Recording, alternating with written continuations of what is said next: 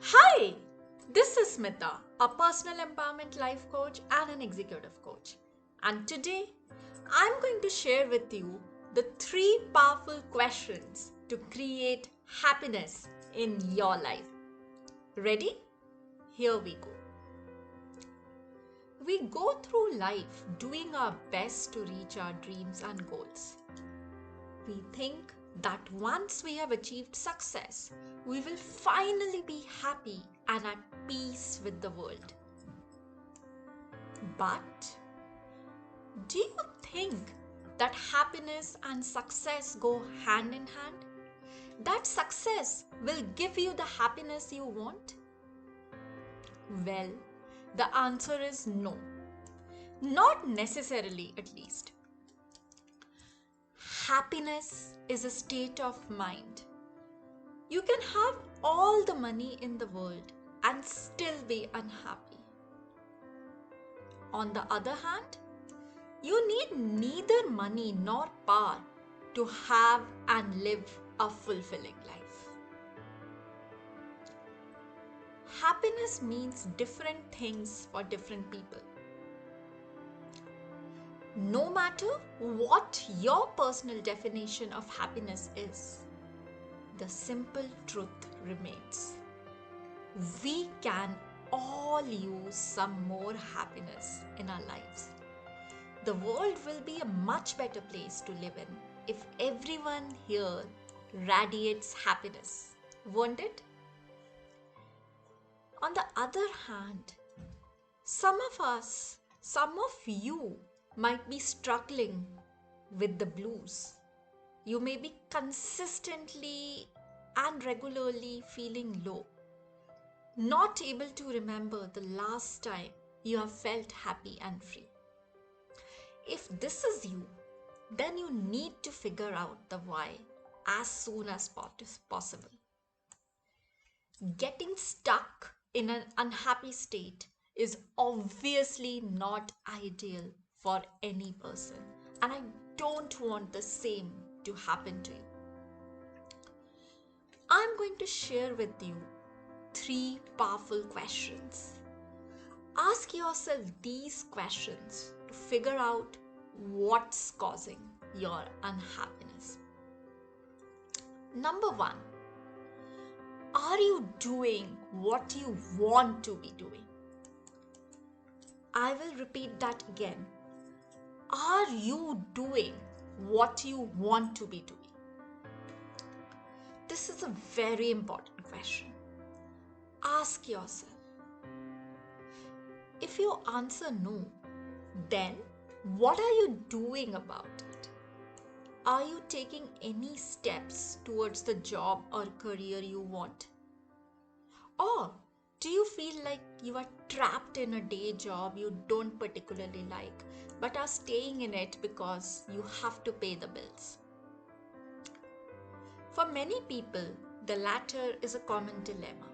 This is a dilemma I also faced some years ago when I was working, sensing that I am not really happy, but not knowing what else I could do. For people who are facing such dilemma, they are not happy with their current jobs, but they stay in it year in and year out. They may not like it, but they feel like they have no other choice. Just like I felt some years ago. And over a period of time, their day jobs become their comfort zone. They become afraid of pursuing their passions. If you are one of them, then you need to figure out how you can free yourself to pursue your interests and your passions in life. In the beginning, you probably didn't have a lot of say in your career. Your parents probably didn't support your dream to become a musician or a professional athlete or an artist.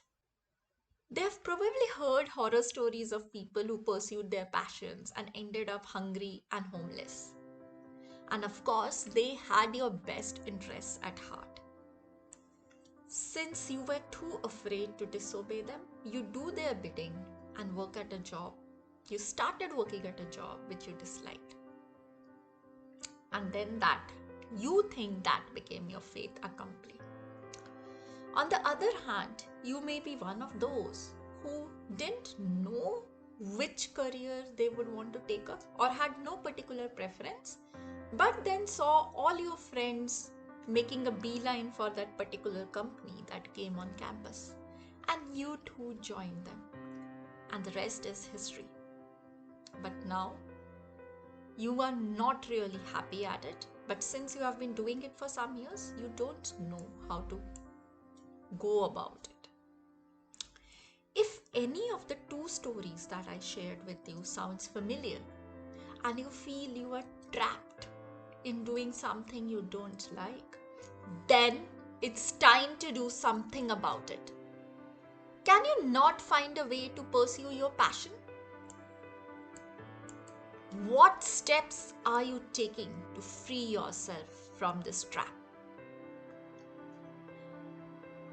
Ask yourself these questions, these important questions. Your answers will help you see the light so you can finally start pursuing the career that will make you happy. Question number 2. Are your thoughts making you unhappy?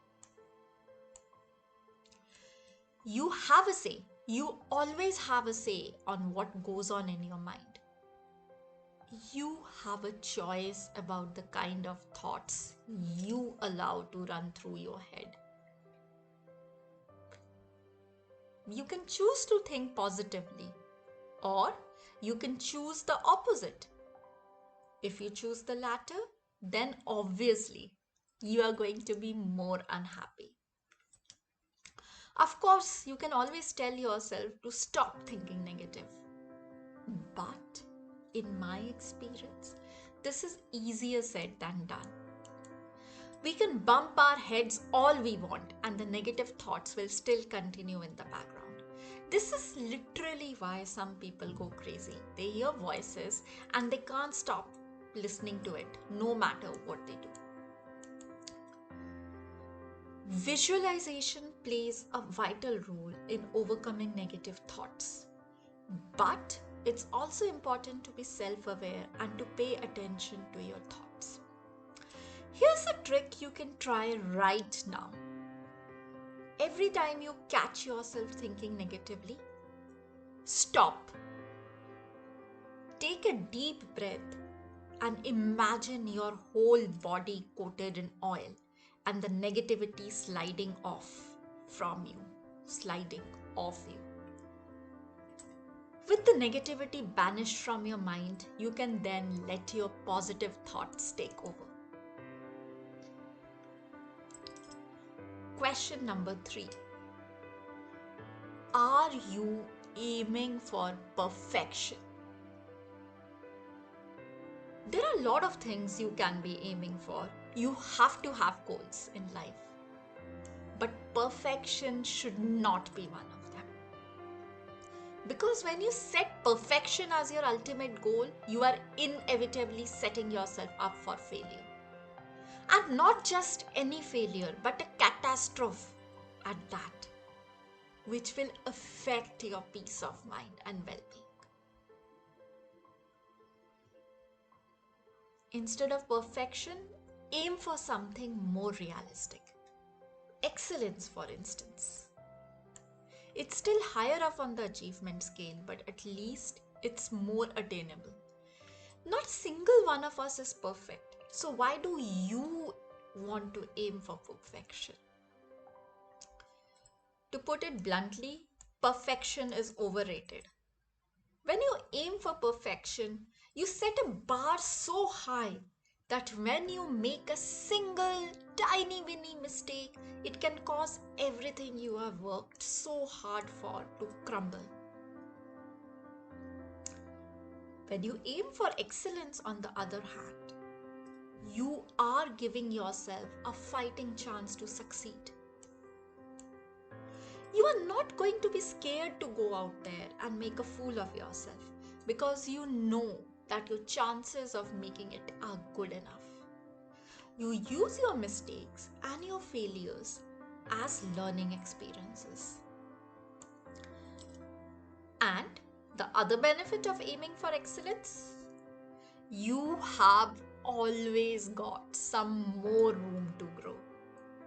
You can be the best performer at work, in school, or your sport, and still have the opportunity to get even better the next time.